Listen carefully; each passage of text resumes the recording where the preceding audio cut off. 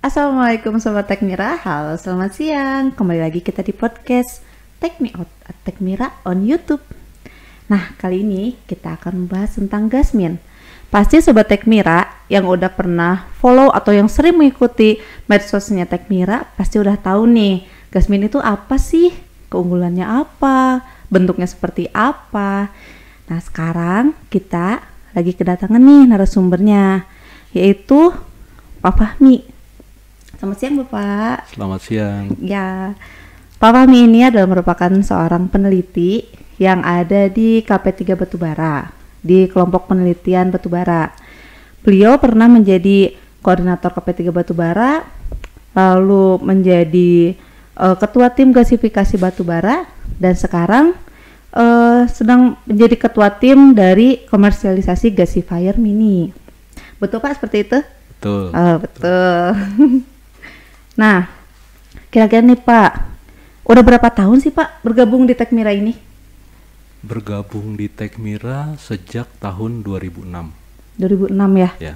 Itu langsung di Batubara atau gimana nih Pak? Langsung di Batubara. Berarti hampir 15 tahun nih Pak udah bergelut di Batubara nih? Betul. Wah, 15 tahun kurang lebih. berarti ya. udah asam garamnya ini udah lumayan ya Pak ya? Masih banyak belajar sih. Oh, masih banyak Ya. belajar. Oke. Gini nih Pak, banyak yang nanya nih, Gasmin itu sebenarnya singkatan dari apa sih Pak? Gasmin itu sebetulnya singkatan dari gasifier mini. Nah, gasifier mini itu apa Pak? Gasifiernya sendiri deh. Nah. Untuk orang awam misalnya yang benar-benar nggak tahu nih Pak, gasifier itu apa sih Pak? Jadi gasifier mini itu adalah alat di mana terjadinya proses gasifikasi. Makanya kita sebut gasifier. Kadang-kadang ada orang yang menamakan gasifikasi mini, tapi kan itu jadi salah kaprah ya. Oh Karena gitu. gasifikasi itu kan proses. Jadi yang proses itu tidak ada yang mini, tidak ada yang besar. Yang namanya proses ya Proses aja Pak gitu ya. Nah, makanya ini Gasmin adalah gasifier mini gitu. Terus itu komponennya itu apa aja sih Pak, gasifier itu? Sebenarnya cuman terdiri dari besi-besi saja. Oh, cuma besi-besi aja Besi-besi Pak? saja. Ya, ada Dirangkai sedemikian Betul, rupa gitu ya Pak? betul. Tapi tetap aja ya Pak harus ada perhitungannya Oh ya iya, Pak ya? oh iya, ya Nah, jelas. itu gasifier itu Pak, ada yang besar, ada yang kecil apa ya? Betul. Nah itu betul. kapasitasnya berapa sih Pak? Jadi kalau gasifier mini itu kita batasi kapasitasnya sampai batubara itu umpan 50 kg per jam. Umpannya itu berarti kita harus gimana nih Pak? Kita harus menyediakannya 50 kilo kah? Iya. Atau gimana nih Pak 50 kilonya itu? Ya, jadi seandainya kita beroperasi 1 jam, jadi kita harus menyiapkan batubara dengan ukuran tertentu itu ke dalam alat tersebut. Jadi kalau kita akan mencoba beroperasi 8 jam ya tinggal dikali. Misalnya 8 jam kali 50 kg berarti 400 gitu. kg per Jadi, 8 jam. jadi setiap jam itu kita harus memasukkan batubara itu. Betul. Memasukkannya itu kemana Pak? Memasukkannya ada alat yang disebut hopper. Nah dari hopper itu ada hopper atas, ada hopper bawah. Nah itu kenapa kita pakai double lock hopper istilahnya.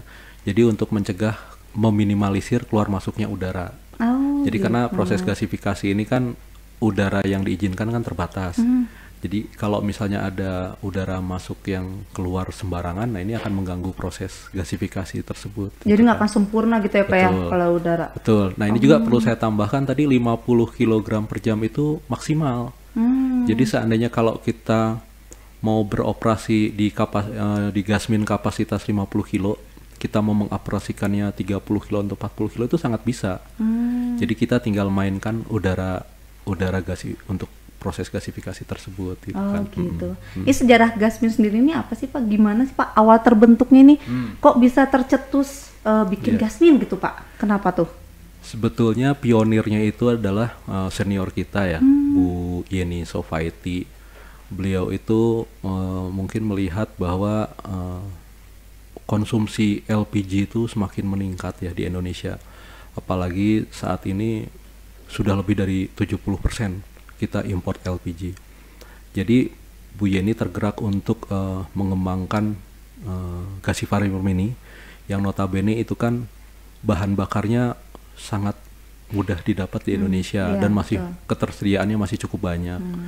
Jadi ya Bu Yeni berangkat dari situ mencoba menciptakan alat Gasmin tersebut gitu. Iya. Gitu. Terus Pak Gasmin itu sendiri tuh sebenarnya diperuntukannya untuk kalangan apa? Apakah kalangan rumah tangga kah, atau misalnya UMKM atau pabrik besar gitu Pak? Itu peruntukannya untuk apa Pak? Sebenarnya Gasmin itu bisa untuk semua jenis industri ya. Kalau rumah tangga memang kurang efektif. Karena apa tuh Pak? Karena begini, Gasmin itu proses untuk mengoperasikannya itu startupnya saja membutuhkan waktu sekitar 15 sampai 20 menit. Oh, lumayan agak lama ya Pak. Itu startupnya itu awalnya gimana Pak? Startupnya ya kita menggunakan pemicu bahan bakar seperti berupa kayu bakar yang kemudian kita panaskan sehingga ruangan tersebut mulai panas, baru kita bisa masukkan batu bara. Jadi tidak langsung batu bara langsung disulut gitu aja. Nggak bisa. Oh, nggak bisa. Oh, jadi memang harus ruangannya itu harus panas dulu. Betul. Harus sekitarnya itu panas dulu, baru kita bisa masukkan. Betul. Nah, indikatornya itu apa Pak? Si ruangannya itu sudah siap nih, batu bara masuk nih, itu apa Pak? Secara alat kita sudah ada temperatur kontrol, temperatur indikator. Jadi di situ nanti kita bisa lihat dari temperatur. Juga biasanya kalau yang sudah berpengalaman teman-teman operator itu bisa ngelihat dari jenis asap. Kalau asapnya kelihatan sudah agak kuning dan mulai tebal, itu biasanya sudah terjadi proses gasifikasi. Nah di situ baru kita bisa menyulutnya dengan api. Gitu Pak. Terus itu Pak, saya penasaran nih Pak, komponennya Gasminnya itu terdiri dari apa aja? Saya baru tahu hoppernya aja nih. Nah setelah dari hopper tuh kita masukin batu bara. Terus kita kemana lagi nih Pak prosesnya? Jadi gasifikasi itu kan adalah sebetulnya proses pembakaran yang tidak sempurna. Jadi kalau kita punya batu bara, terus kita taruh aja misalnya di suatu tempat, kemudian kita bakar, itu dengan udara bebas itu terjadi pembakaran sempurna. Ya, betul. Nah itu artinya oksigen itu berlebih. Tapi kalau dengan gasifikasi itu kita batasi udaranya itu ya mungkin hanya 0,5% dari kebutuhan teoritis. Nah sehingga terjadi proses gasifikasi. Jadi kalau kita melihat batu bara yang dibakar sempurna itu kan menjadi asap saja gitu ya. Asapnya itu kan CO2. Nah kalau gasifikasi justru asapnya ini yang dibakar. Oh, jadi asapnya Pak ya, yang dipengenin tuh ya Pak? Secara awam kita sebut asapnya yang dibakar. Nah di situ asap itu sebetulnya adalah gas bakar. Kita menyebutnya gas bakar. Itu mengandung CO dan H2 dan sedikit metan gitu ya. Nah disitulah keunggulan gasifikasi, bahwa tidak banyak asap yang dihasilkan itu.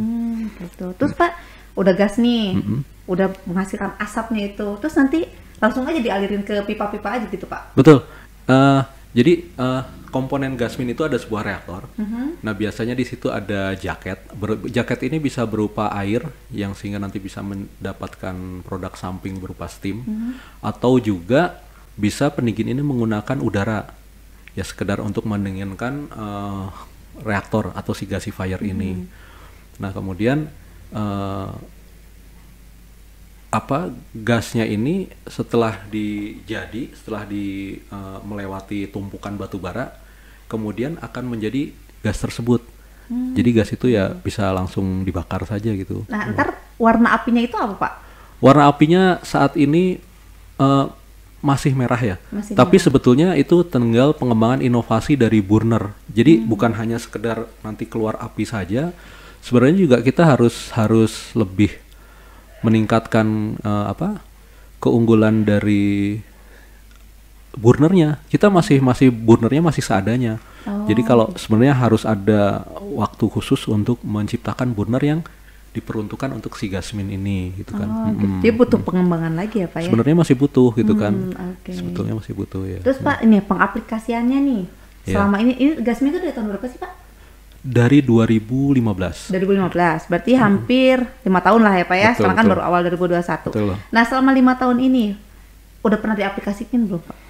Ya sebenarnya Gasmin itu paling tepat itu digunakan oleh industri yang padat energi. Seperti apa tuh Pak contohnya? Padat energi itu adalah yang dimana biaya produksinya itu didominasi oleh energi. Katakan kita punya untuk biaya produksi itu kan ada bahan baku, ada bahan bakar, dan lain-lain. Nah, ini padat energi itu kalau biaya bahan bakar itu sangat besar. Ini sangat tepat digunakan untuk industri itu, misal kayak industri peleburan aluminium scrap. Itu sangat tepat karena temperaturnya dapat dikejar sekitar 750 derajat. Terus kemudian juga untuk IKM tempe yang menggunakan ya ada 9 reaktor, ya bukan reaktor, ada drum. Itu sangat tepat juga, bisa didistribusikan gasnya itu. Berarti bisa di-split juga ya Pak ya? Bisa jadi beberapa api gitu Pak? Betul.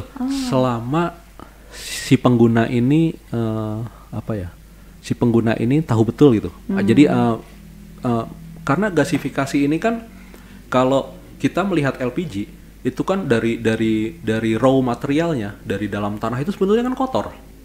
Nah, kemudian masuk kilang sehingga dia sampai di dapur itu sudah menjadi bersih. Nah, sementara kalau kita punya gasifier, kita tuh seolah-olah punya kilang. Jadi dari batu bara yang solid material, dengan menggunakan gasifier, itu disitulah terjadi antara gas dan kotoran itu terpisah. Nah, di Gasmin sangat alat untuk mempurifikasinya itu sangat-sangat sederhana. Kayak gimana tuh Pak sederhananya? Jadi sederhananya itu hanya betul-betul dengan menggunakan mekanik. Jadi gas yang keluar itu kita masukkan ke dalam cyclone separator, sehingga di situ bisa terpisah antara material padat dan material gas. Namun di situ juga yang tidak boleh dilupakan adalah terbentuknya coal tar batu bara. Nah, limbahnya apa ya? Sebenarnya byproduct ini kalau dalam jumlah banyak yang memerlukan. Jadi bisa ini lagi ya, bisa Betul. diolah lagi. Contohnya di KP3 Batubara di tempat kita itu kan ada Pak Piciato yang sedang mengembangkan CTP ya, coal tar pitch itu untuk prekursor baterai atau segala macam. Nah, itu juga sebetulnya membutuhkan coal tar dalam jumlah banyak. Jadi enggak ini apa ya? Masih bermanfaat juga ya Pak? Masih bisa bermanfaat. Nah, mudah-mudahan makanya kita dorong Pak Pici untuk terus semangat untuk bisa membuat inovasi yang lebih baik ya, gitu. Iya sih Pak. Iya. Terus nih Pak, kan LPG nih apa ya tadi ya kita ngomongnya. Kalau misalnya untuk penggunaan kayu bakar, banyak nih kan Pak, saya udah pernah ke pabrik tahu, ke pabrik manapun tuh banyaknya kayu kan Pak ya, apalagi yang masih di daerah-daerah. Nah, itu bisa mengganti juga nggak Pak? Sangat bisa. Cuman kalau kita diminta untuk membandingkan biaya bahan bakar, tentunya Gasmin ini masih kalah dibandingkan kayu bakar yang sangat melimpah. Cuman di sini kalau kayu itu biasanya kalau industri mikro kecil menengah itu biasanya kan dekat pemukiman. Iya betul. Biasanya suka mendapatkan komplain dari penduduk sekitar. Nah, kebetulan kami juga sedang mendapatkan pekerjaan dari pengusaha pakan ternak. Nah, beliau ini sebelumnya pernah menggunakan batu bara, pernah menggunakan kayu bakar. Nah, itu karena pembakaran sempurna yang terjadi di situ dikomplain karena asapnya sangat banyak. Iya, betul, Pak. Nah, diharapkan dengan menggunakan Gasmin ini bisa mengurangi emisi B3 dari asap tersebut gitu kan. Dari Gasmin itu sendiri untuk lingkungannya nih Pak, dari asapnya itu udah diuji belum sih Pak emisinya Pak? Ya, bagus sudah ada. Atau misalnya malah merusak lingkungan kah? Dibandingkan dengan pembakaran sempurna, tentunya akan lebih baik gasifikasi. Ya, kami sudah mencoba untuk melakukan analisa di emisi gas bakar di laboratorium UGM. Nanti hasilnya bisa kita lihat nanti. Oke Pak. Terus batu baranya itu sendiri Pak, kualitasnya itu apakah harus tinggi atau bisa nggak yang kualitasnya itu yang rendah gitu Pak? Ya, jadi saya perlu jelaskan juga, jadi gasifikasi yang untuk skala kecil ini atau Gasmin ini sebetulnya bisa menggunakan batu bara kalori rendah. Cuman ada satu hal yang perlu diperhatikan bahwa batu bara tersebut tidak boleh hancur dengan mudah. Gitu. Artinya biasanya kalau di Indonesia ini hampir berbanding lurus ya, antara batu bara kualitas rendah biasanya akan lebih mudah hancur. Nah, makanya saya pernah mendapatkan satu masukan dari senior saya dulu di Amerika itu pernah ada batu bara kalori rendah tapi dia kuat.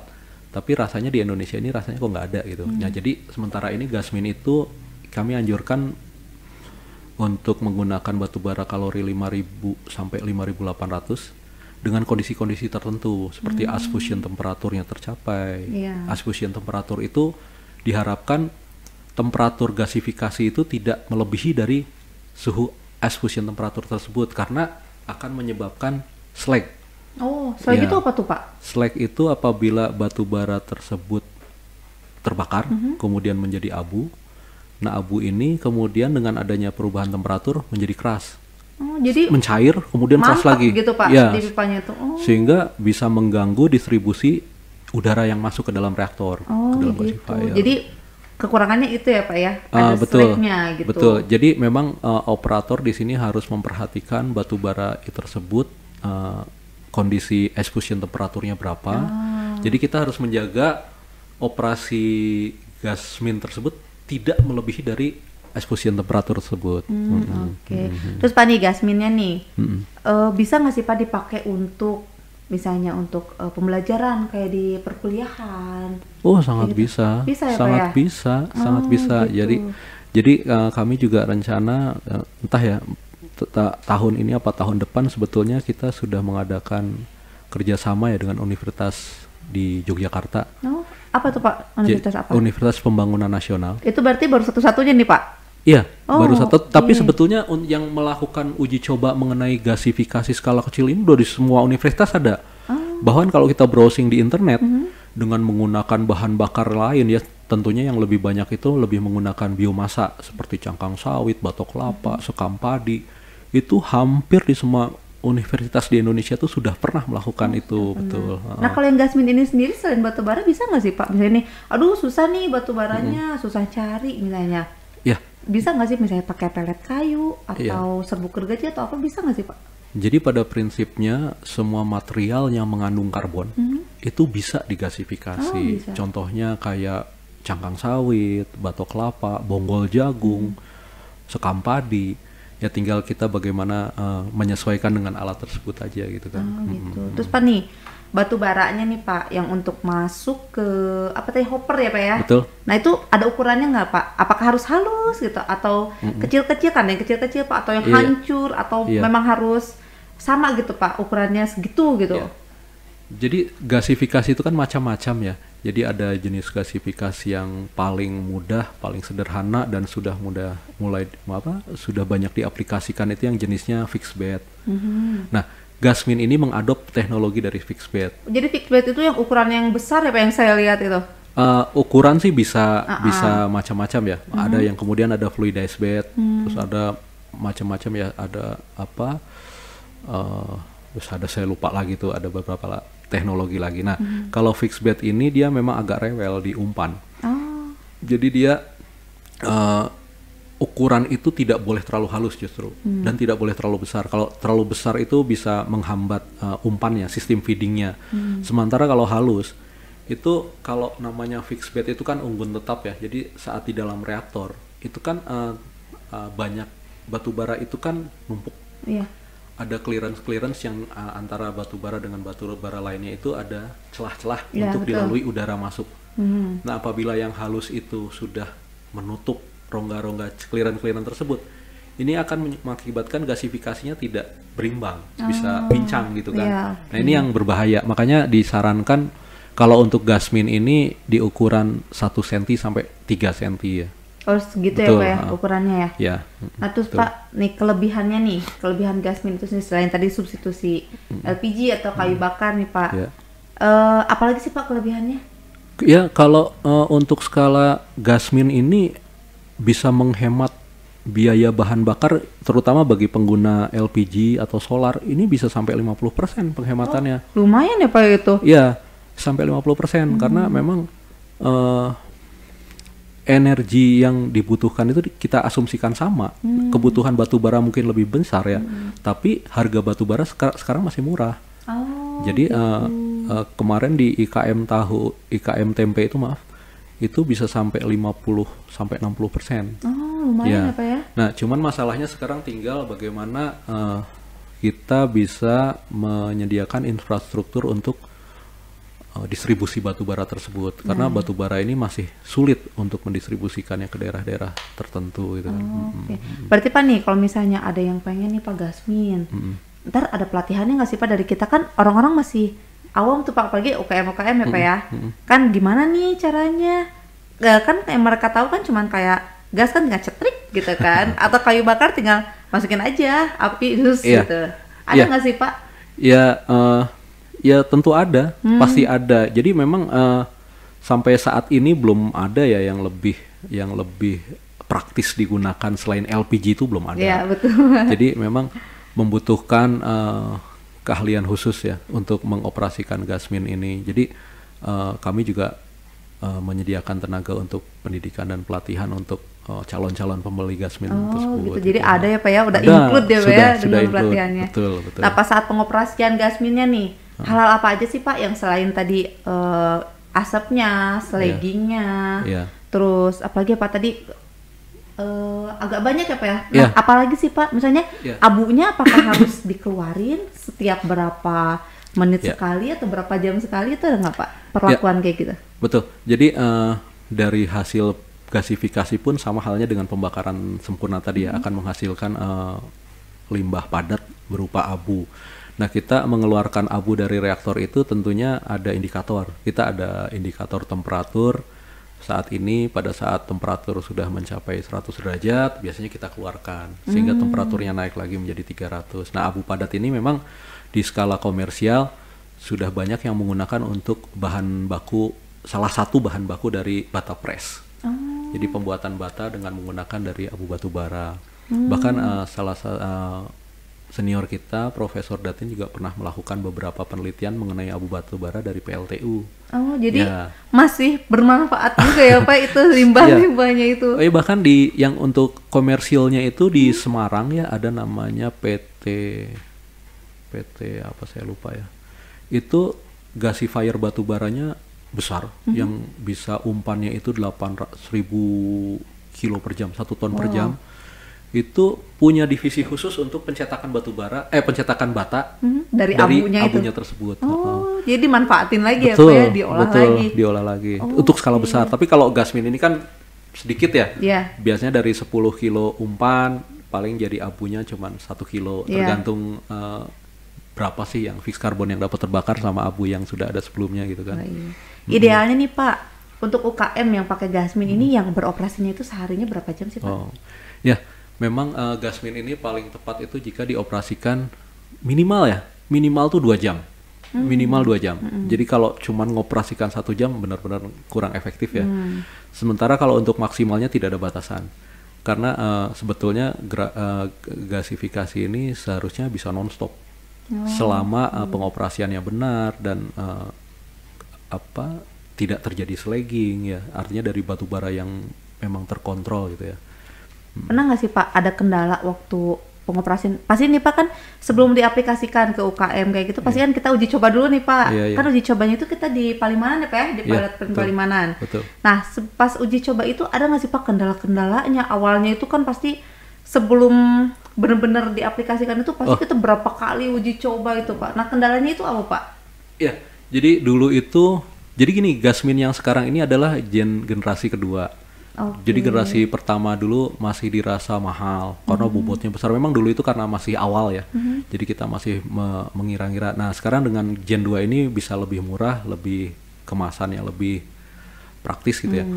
Nah ini dulu itu salah satu kelemahannya itu adalah yang sekarang menjadi paten gasmin. Udah ada patennya ya Pak ya? Iya betul. Jadi dulu itu adalah kita ada namanya distributor udara untuk proses gasifikasi ini. Nah, kita kadang-kadang ada yang menyebutnya pagoda, ya mungkin kita sebutnya yang lebih ilmiahnya itu adalah fire grade. Jadi setelah terjadinya api pembakaran. Nah, di situ pada saat Gen 1, pagoda ini fire grade ini sering hancur. Karena apa tuh Pak? Karena sangat panas berlebih. Panas yang sangat berlebih, melebihi mungkin titik leleh dari si besi ya, dan kemudian tidak tercover oleh abu, sehingga ini mudah leleh. Nah disitulah masalah yang sering timbul dulu. Nah setelah kita coba cari-cari bagaimana solusinya, akhirnya di Gen 2 ini bisa diselesaikan dengan menggunakan fire grade yang tadi saya ceritakan sudah dipatenkan tadi gitu.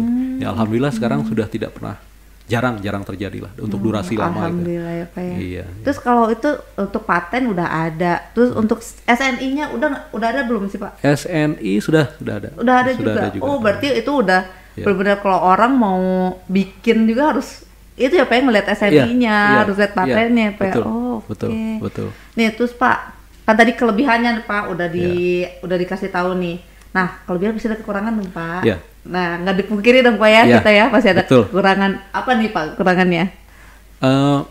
Jelas untuk mendapatkan advantage ya 50% ya. Kalau ada bisa mengurangi biaya bahan bakar 50% itu pasti ada pengorbanan. Salah satunya memang untuk penyediaan batu bara ya. Pasti kita akan membutuhkan lahan khusus. Di mana kita menyimpan batu bara tersebut ya. Nah, kemudian batu bara tersebut tentunya harus disaring lagi, ya kan, supaya menghindari tadi yang halus-halus itu. Iya, betul. Kemudian yang kedua, kalau kita menggunakan bahan bakar gas, tadi yang saya bilang sampai saat ini belum ada yang mengalahkan. Kepraktisannya kan tidak perlu operator khusus. Oh, iya, betul. Tapi kalau Gasmin ini masih butuh orang untuk input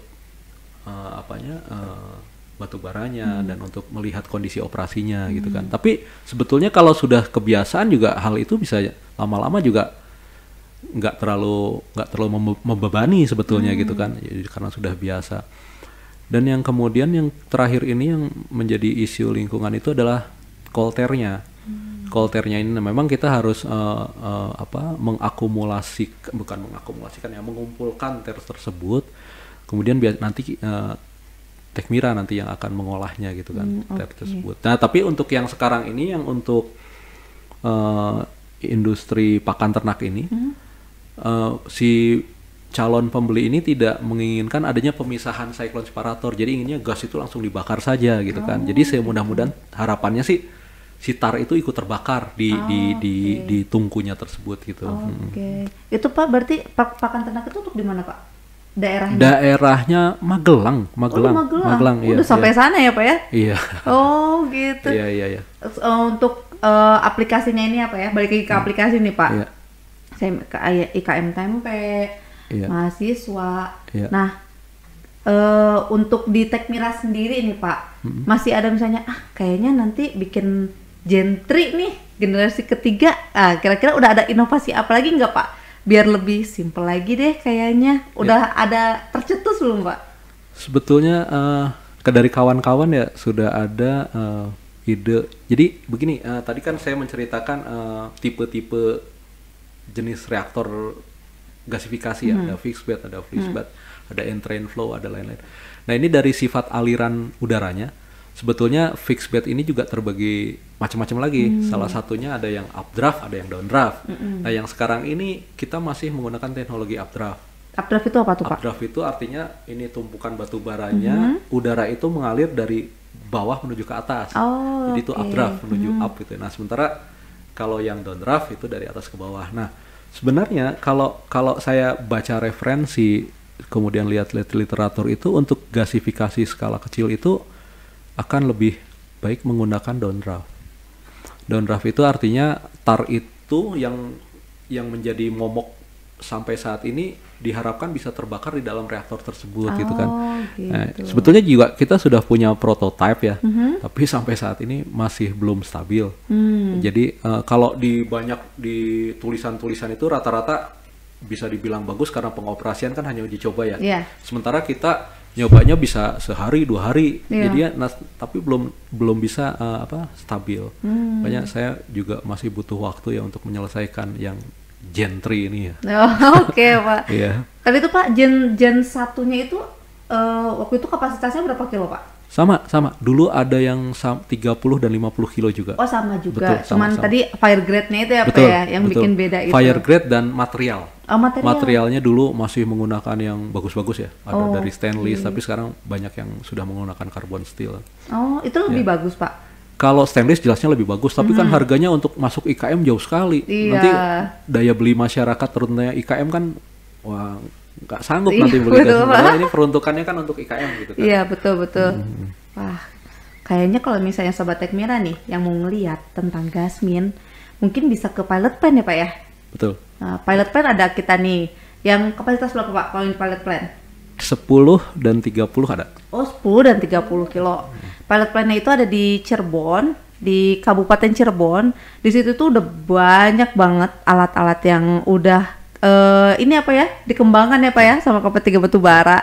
Itu udah selain Gasmin itu, pokoknya kalau misalnya kalian nih, apalagi para mahasiswa yang pengen pengen ngeliat gitu atau pengen belajar sana tentang pengolahan dan pemanfaatan batu bara, kalian bisa ke Palimanan, kalian bisa ke Cirebon, ke pilot plan kami. Pokoknya keren banget sih di sana. Alat-alatnya udah gede-gede ya Pak ya. Udah ada apa aja sih Pak di sana?